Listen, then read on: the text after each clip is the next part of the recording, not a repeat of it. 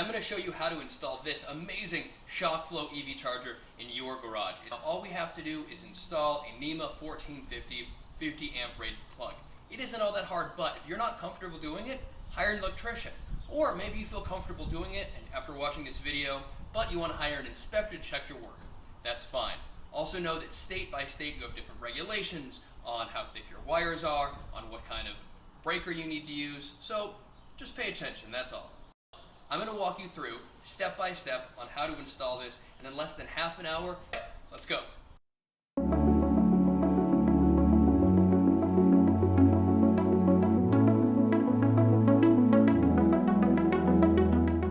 We take our NEMA 1450 plug, turn it over, and we'll see that we have 4 different places to put wires. We have a green for our ground, silver for our neutral, and 2 different golds for our 2 hot phases, X and Y. Super simple. All we're going to do is loosen up the screw, place the wire in, making sure we don't have extra wire and that we're not trying to clamp down over the sheathing, and tighten it. Our white to our neutral. I would suggest trimming that slightly before putting it in to make sure that there's no exposed wire, although it's not as important as on the black and red. Put our red into the Y phase, not that it particularly matters, but black is generally our main color for hot wires. So I like to keep that on the main one, our X. Lastly, black, just slide it right in. And there you go. You now see we have hot, neutral, our other hot, and our ground. The largest one is pretty much always the ground. It'll be the same thing on any other plug as well. We see the back, and now all we're going to have to do is run this wire through the PVC like that, and then our plug will sit flush with our gang box. These are especially large, a bit of bending because they are very stiff, but we're going to kind of twist them like that, and then press in and keep doing that until this is nice and tight and flush up against there.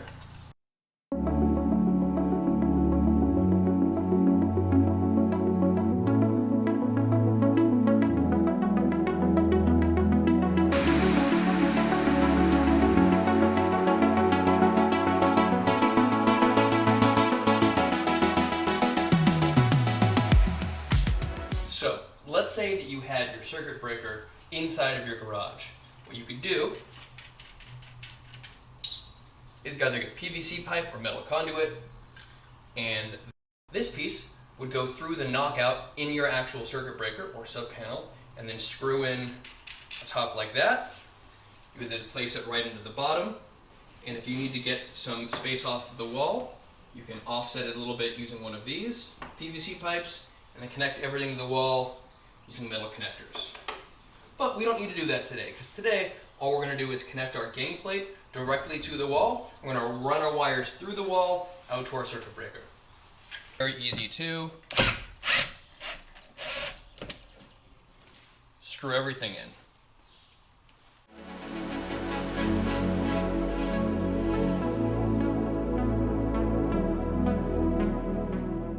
Elbow connector right here. Slide it over the wires.